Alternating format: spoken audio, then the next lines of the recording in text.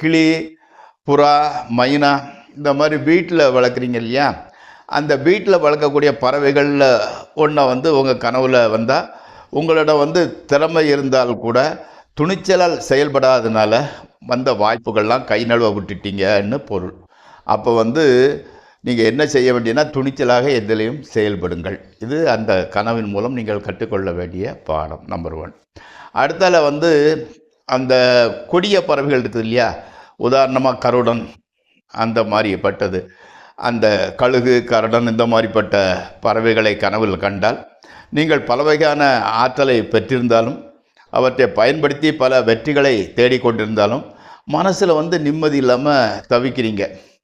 அதே மாதிரி வந்து அதனால் வந்து பழி வாங்கக்கூடிய எண்ணத்தை விட்டுருங்க.